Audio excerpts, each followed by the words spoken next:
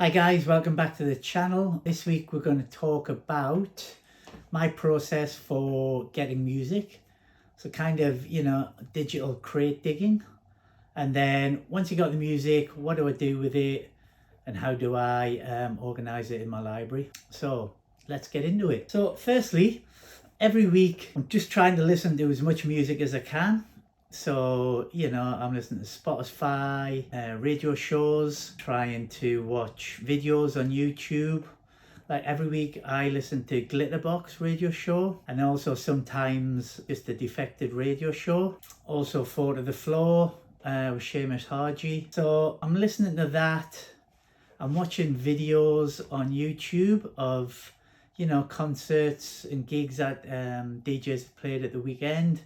I'm looking out for all my favourite DJs, the Louis Vega, Dimitri from Paris, Follow, all the people I said last week.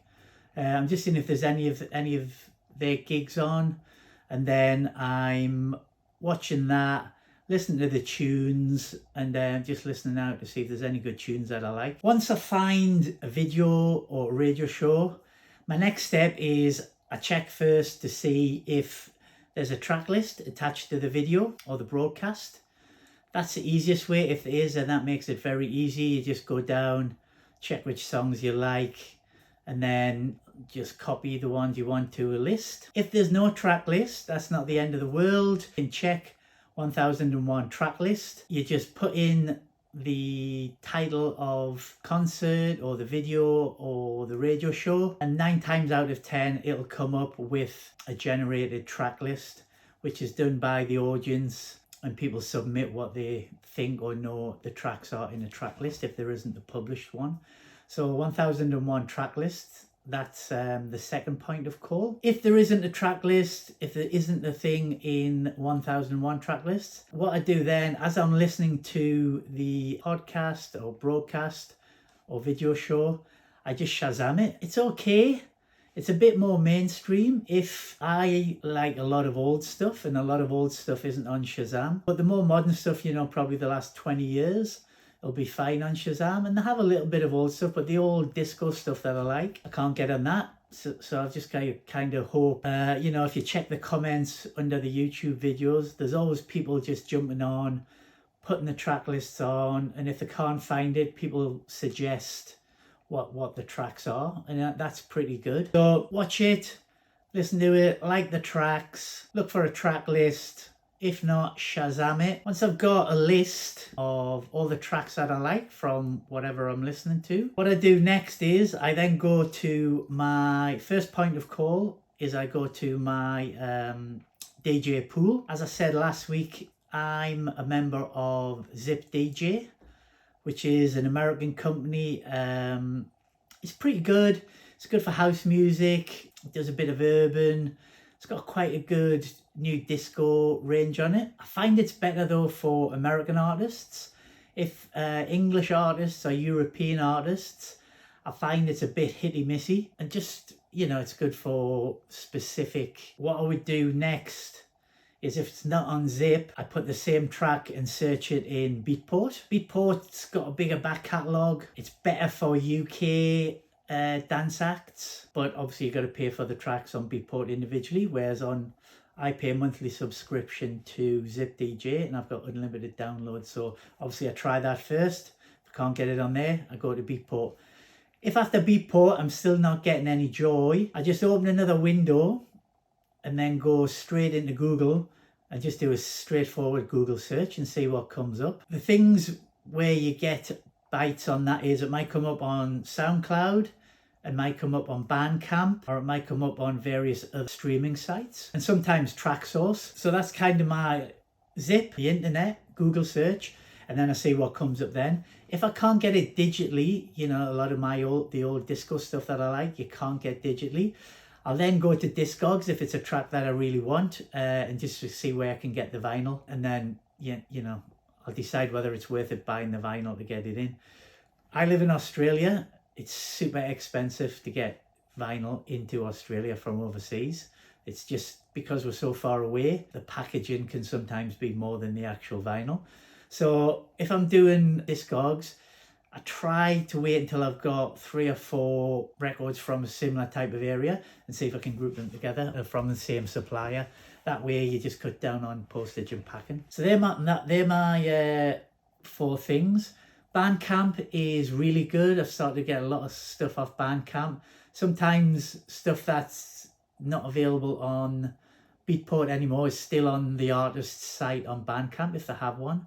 And I find it's really good for kind of British new disco-y stuff, great for old house music, and just a bit good for the underground stuff, you know. I get a lot like stuff from Arut Roy on there, not so mainstream artists. I find where I want it. Once I've found it, and it just go through the process of downloading it. I tend to do my crate digging on a Saturday morning. I like to do it then because, you know, Friday a lot of new music is released. It's my first morning off of the week, so I've got 2 or 3 hours in the morning where I can just sit quietly and just, you know, crate dig through all the sites that I just talked about. After that, I transfer it to my external hard drive. Currently I'm using a Samsung T5 SSD drive, 1 terabyte. Really good, fast, and pretty secure. I've had no problems. I've been using it for about 18 months now. I've got 2, and then every Sunday night I back up to my other SSD hard drive. So I just plug them both in, copy from one, put it in there, and then that way my spare one's always up to date because I'm always downloading. I download tracks every week. Sometimes not a lot, but always there's some. And I'm also, I think I mentioned last week, I'm having a bit of a cull on my collection. I'm currently sitting at about 14,000 tracks. I'm never going to play them all. I started at about just less than 17,000. I've culled 2,500 in the last 3 or 4 weeks, and I'm just going to keep going down. I'd like to have about 10,000 banging tracks. So although I'm downloading music every week, I'm also getting rid of stuff that I just know I'm not going to play, cutting down to the best mixes, getting rid of bulk downloads that I did. So once I have all my music into my hard drive, I then just pull it across into Rekordbox and get it all analysed. I use Rekordbox now. I did use Serato in the beginning. I bought my XDJ XZ. I just switched across to Rekordbox. Before that, I had the DDJ 1000, which was Serato SRT. But then when I went XZ, bit the bullet and went to Rekordbox, and I like it now. So I pull all the tracks across, get them all analysed. And then what I've started to do now, which I didn't do in the beginning, everything that I pull into Rekordbox, I check first of all that the genres are matched to my genres. Then I check if it has the artwork for the tracks. If it doesn't have the artwork, it's no big deal. Just go into Google, put the title in, put the record in, Google it, images, and then you just drag it across onto your desktop, and then you can just copy it into Rekordbox on the information tab. So I do that for everything. Everything's got artwork, everything's got the right genre. And then what I do is I use the star system as an energy level.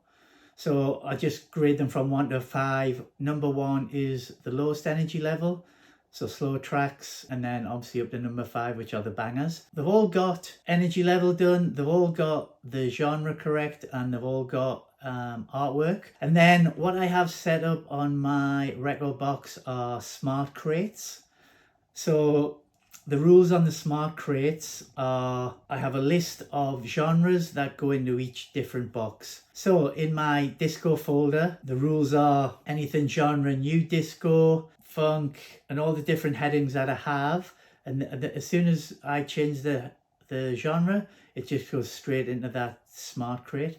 And then the same with house music as well. I have funky house, soulful house, uplifting house, vocal house, deep house, and they all just go directly into my house folder. And that's how I do all my folders. Remember the sentence to describe what type of DJ I am: soulful, uplifting, funky, disco house. So I've got a smart crate for each one of those, and the different genres just get taken straight into that crate. So if I want to do just a house set, I go to my house crate and I can scroll through that.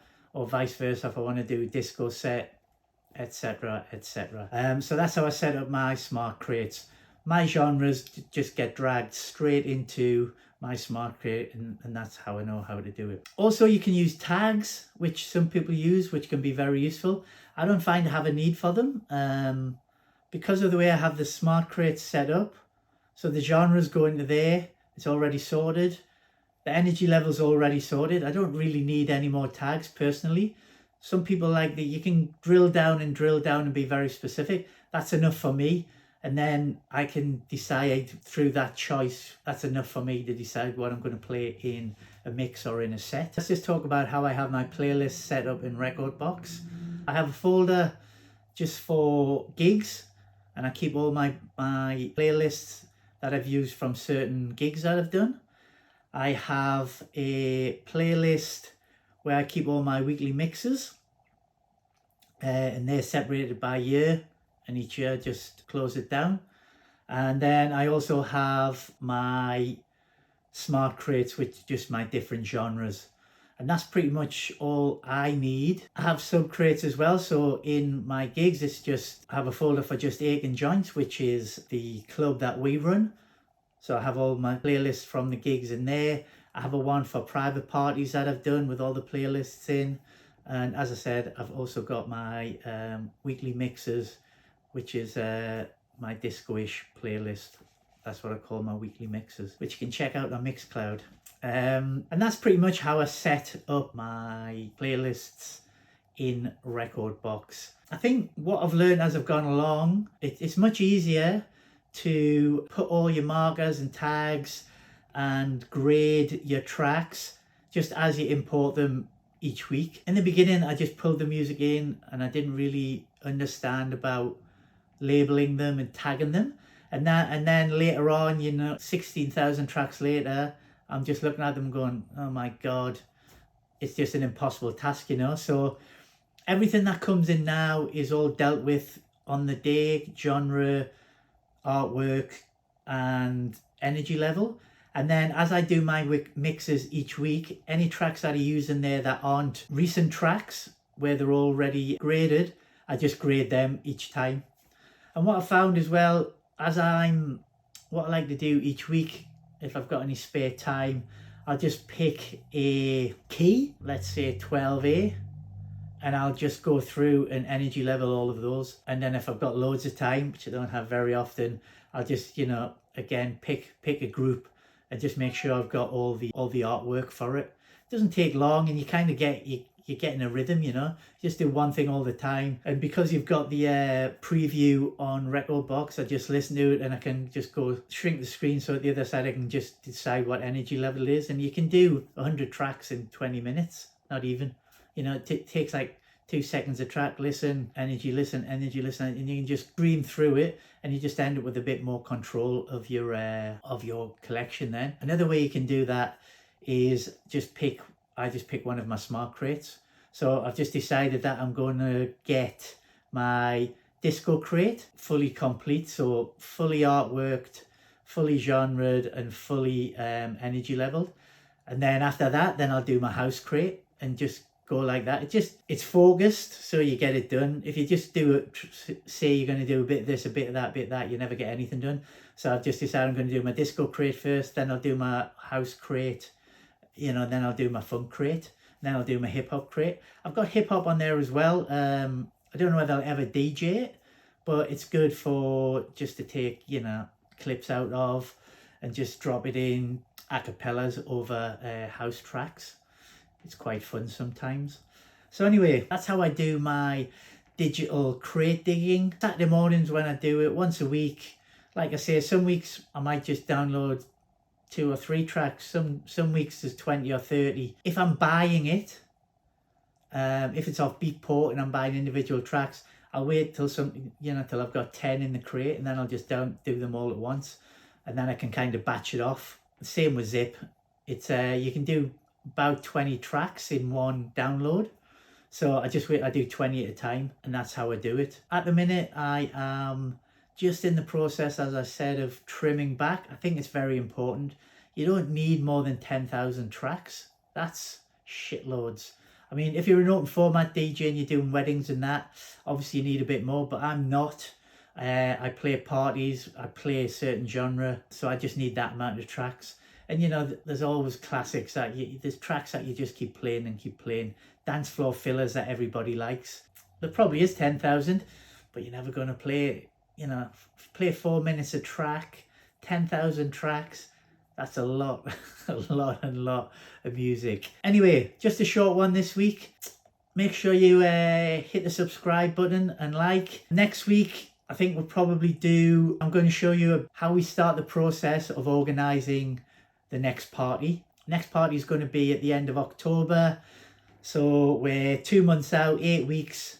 So we'll go through how we choose a venue, book the venue. And this time we're going to get a guest DJ in as well, just to change it up a little bit.